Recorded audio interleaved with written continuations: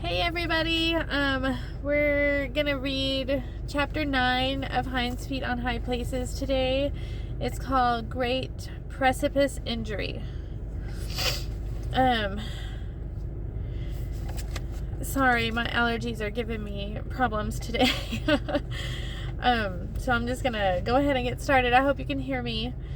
After that, for a little while, much afraid, had a song in her heart as she walked among the fields and orchards and the low hills of the country to which they had come.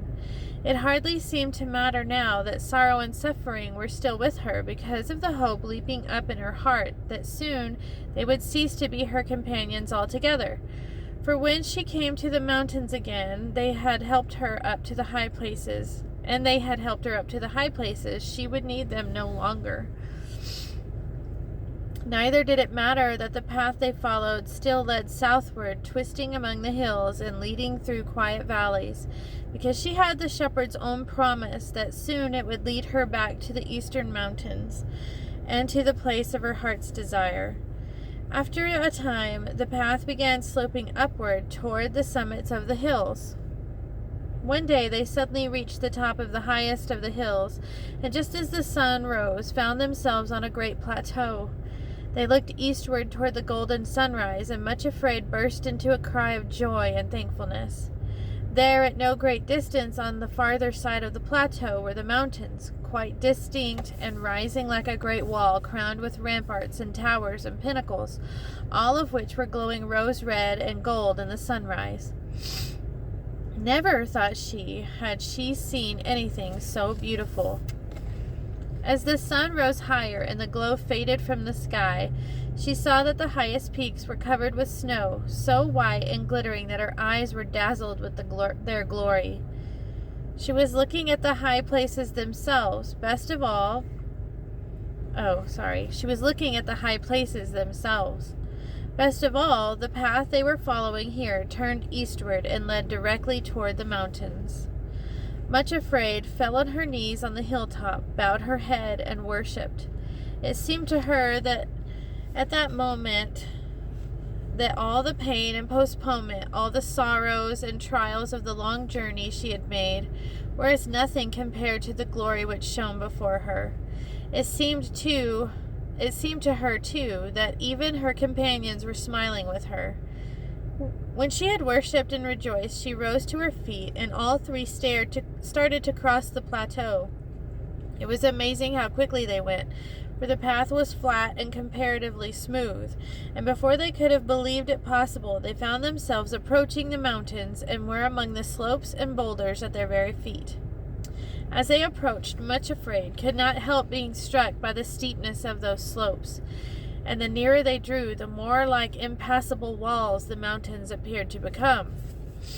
But she told herself that when she was right up to them, they would find a valley or gorge or pass up which they could proceed, and that she certainly would not mind how steep the way was if only it led upward.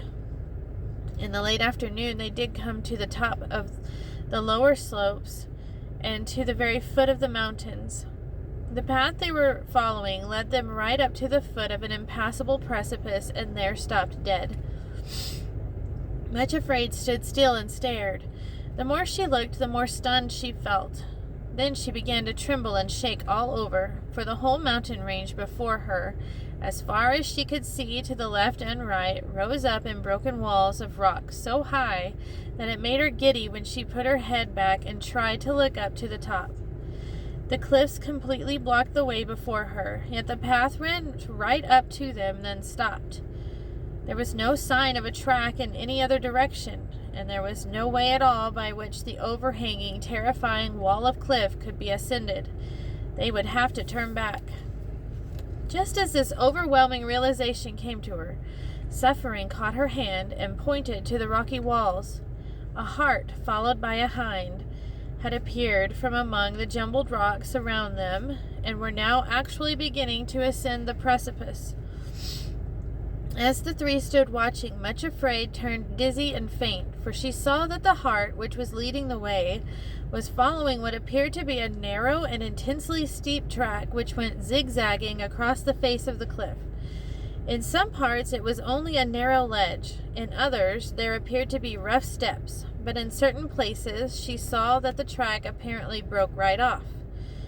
Then the hart would leap across the gap and go springing upward, always closely followed by the hind, who set her feet exactly where his had been, and leapt after him as lightly, as sure-footed, and apparently unafraid as it was possible for any creature to be. So the two of them leapt and sprang with perfect grace and assurance up the face of the precipice and disappeared from sight over the top.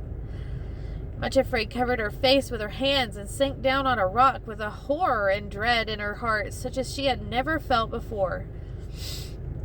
Then she felt her two companions take her hands in theirs and heard them say, "Do not be afraid, Much Afraid. This is not a dead end after all, and we shall not have to turn back. There is a way up the face of the precipice. The hart and the hind have shown it to us quite plainly. We shall be able to follow it too, and make the ascent." "Oh, no, no!" Much Afraid almost shrieked. "That path is utterly impossible. The deer may be able to manage it, but no human being could. I could never get up there. I would fall headlong and be broken in pieces on those awful rocks." She burst into hysterical sobbing. "It's an impossibility, an absolute impossibility. I cannot get to the high places that way, and so can never get there at all." Her two guides tried to say something more, but she put her hands over her ears and broke into another clamor of terrified sobs. There was the shepherd's Much Afraid, sitting at the foot of the precipice, wringing her hands and shaking with terror, sobbing over and over again, "I can't do it! I can't! I shall never get to the high places!" Nothing less like royalty could be imagined, but far worse was to follow. As she crouched on the ground, completely exhausted, they heard a crunching sound and a rattling of loose stones, then a voice close beside her. "Ha ha, my dear little cousin, we meet again at last. How do you find yourself now, Much Afraid, in this delightfully pleasant situation?" She opened her eyes in fresh terror and found herself looking right into the hideous face of Craven Fear himself. "I thought somehow," he went on with a look of the most horrible gloating, "yes, I really thought that we could have come together again at last. Did you really believe, you poor little fool, that you could escape from me altogether? No, no, Much Afraid. You are one of the Fearings, and you can't evade the truth. And what is more, you trembling little idiot, you belong to me. I have come to take you back safely and make sure you don't wander off again." "I won't go with you," gasped Much Afraid, too shocked by this awful apparition to have her wits about her. "I absolutely refuse to go with you." "Well, you can take your choice," sneered Craven. "Take a look at the precipice before you, my dear cousin. Won't you feel lovely up there? Just look where I'm pointing, Much Afraid. See there, halfway up, where that dizzy little ledge breaks right off and you have to jump across the chasm on it to that bit of rock? Just picture yourself jumping that, Much Afraid, and find yourself hanging over space, clutching a bit of slippery rock which you can't hold on to for another minute. Just imagine those ugly, knife-like rocks at the foot of the precipice, waiting to receive and mangle you to pieces as your strength gives out and you plunge down on them. Doesn't it give you a lovely feeling, Much Afraid? Just take time to picture it. That's only one of the many broken places on the track, and the higher you go, you dear little fool, the further you will have to fall. Well, take your choice. Either you must go up there where you know that you can't, but will end in a mangled heap at the bottom, or you must come back and live with me and be my little slave ever afterward." And the rocks and cliffs seemed to echo again with his gloating laughter. "Much Afraid," said the two guides, stooping over her and shaking her by the shoulder gently but firmly. "Much Afraid, you know where your help lies. Call for help." She clung to them and sobbed again. I am afraid to call, she gasped. I am so afraid that if I call him, he will tell me that I must go that way, that dreadful, dreadful way. And I can't. It's impossible. I can't face it. Oh, what shall I do? Whatever shall I do? Sorrow bent over her and said very gently but urgently, You must call for him, Much Afraid. Call at once.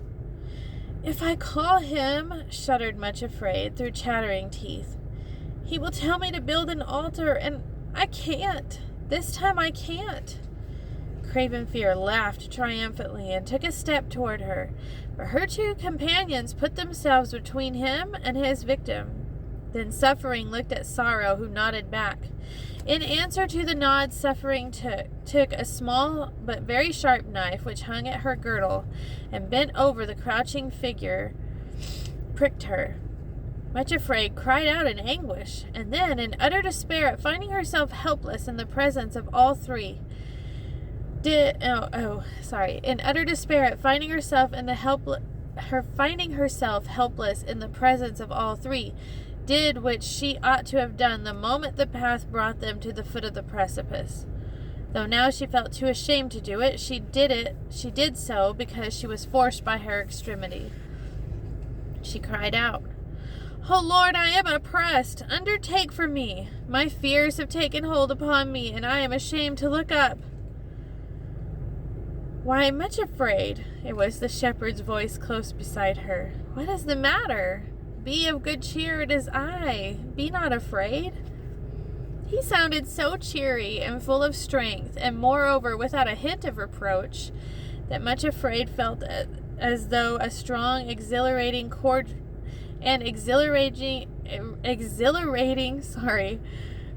had been poured into her heart, and that a stream of courage and strength was flowing into her from his presence. She sat up and looked at him, and saw that he was smiling, almost laughing at her. The shame in her eyes met no answering reproach in his, and suddenly she found words echoing in her heart which other trembling souls have spoken. "My Lord is of very tender compassion to them that are afraid." As she looked, thankfulness welled up in her heart, and the icy hand of fear which had clutched her broke and melted away, and joy burst into bloom. A little song ran through her mind like a trickling stream. "My beloved is the chiefest of 10,000 anywhere. He is altogether lovely, he is altogether fair. My beloved is so gentle, and is strong beyond compare." "Much Afraid," said the shepherd again, "tell me, what is the matter? Why were you so fearful?" "It is the way you have chosen for me to go," she whispered. "It looks so dreadful, shepherd, so impossible. I turn giddy and faint whenever I look at it. The Rose and Hinds can go there, but they are not limping, crippled, or cowardly like me." "But Much Afraid, what did I promise you in the Valley of Humiliation?" asked the shepherd with a smile. Much Afraid looked startled, and the blood rushed into her cheeks and ebbed again, leaving them as white as before. "You said," she began and broke off, and then began again. "Oh, shepherd, you said you would make my feet like hinds' feet, and set me upon mine hind places." "Well," he answered cheerfully, "the only way to develop hinds' feet is to go by the paths which the hinds use, like this one." Much Afraid trembled and looked at him shamefacedly. "I don't think I want hinds' feet, if it means I have to go on a path like that," she said slowly and painfully. The shepherd was a very surprising person. Instead of looking either disappointed or disapproving, he actually laughed again. "Oh, yes, you do," he said cheerfully. "I know you better than you know yourself, Much Afraid. You want it very much indeed, and I promise you these hinds' feet. Indeed, I have brought you on purpose to this backside of the desert, where the mountains are particularly steep, and where there are no paths but the tracks of the deer and of the mountain goats for you to follow, that the promise may be fulfilled. What did I say to you the last time that we met?" "You said, 'Now shalt thou see what I will do,'" she answered. but then looking at him reproachfully added, "But I never dreamed you would do anything like this. Lead me to an impassable precipice up which nothing can go but deer and goats, when I'm no more a deer or a goat than is a jellyfish. It's too... She fumbled for words and then burst out laughing. "Why, it's too preposterously absurd. It's crazy. Whatever will you do next?" The shepherd laughed too. "I love doing preposterous things," he replied. "Why, I don't know anything more exhilarating and delightful than turning weakness into strength, and fear into faith, and that which has been marred into perfection. If there is one thing more than another which I should enjoy doing at a moment, it is turning a jellyfish into a mountain goat. That is my special work," he added with the light of great joy in his face. "Transforming things, to make Much Afraid, for instance, and to transform her into..."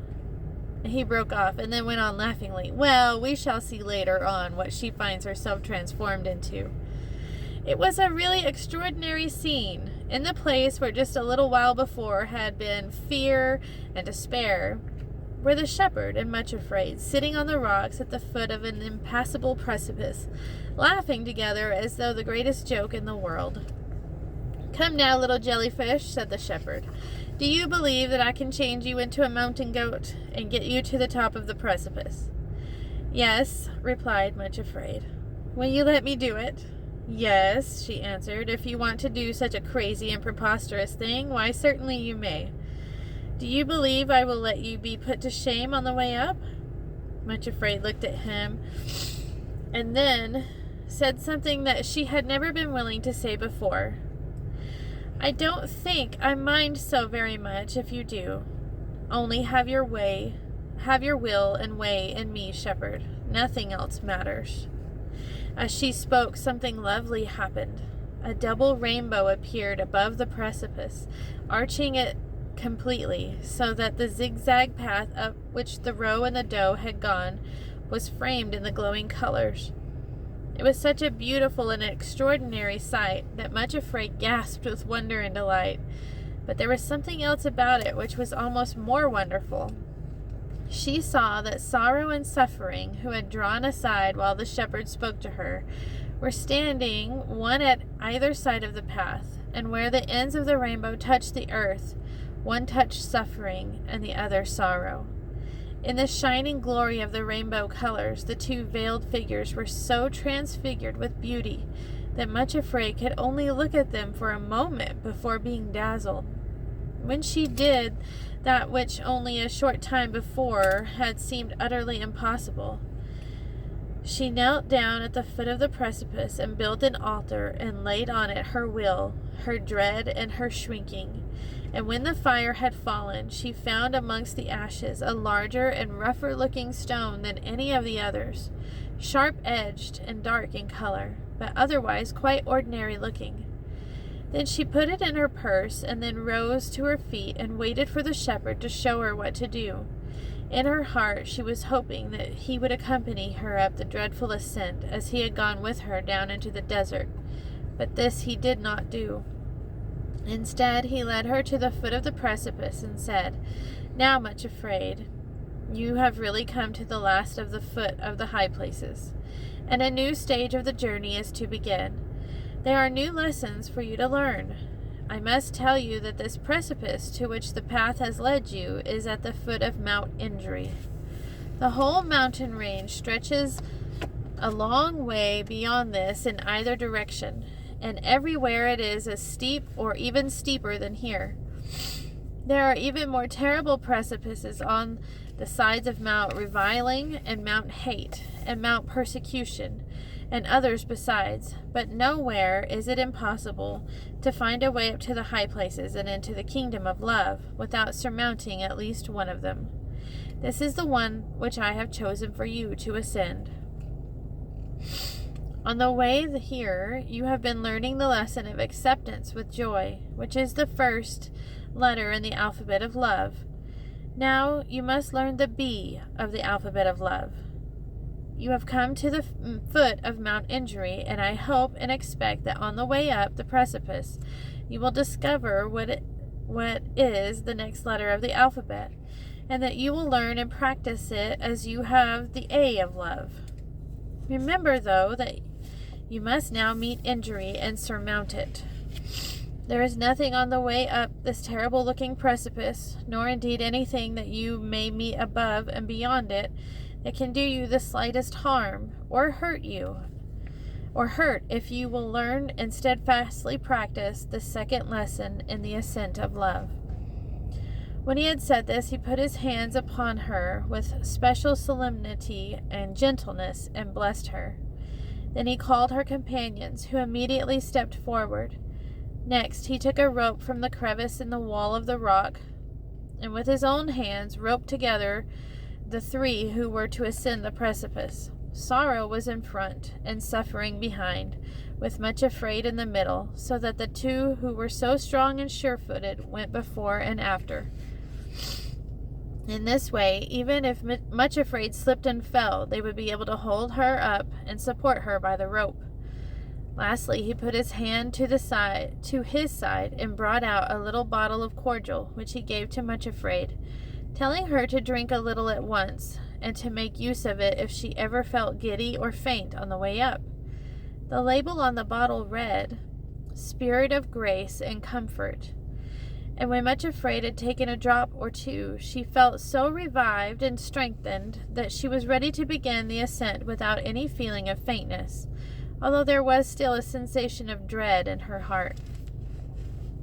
By this time the evening was well advanced, but being summer there were yet 2 or 3 hours before it would begin to be dark, and the shepherd charged them to start at once, for he said, "Although you cannot possibly reach the top before nightfall, there is a cave further up the cliff which you cannot see from here, and there you can rest and spend the night in perfect safety.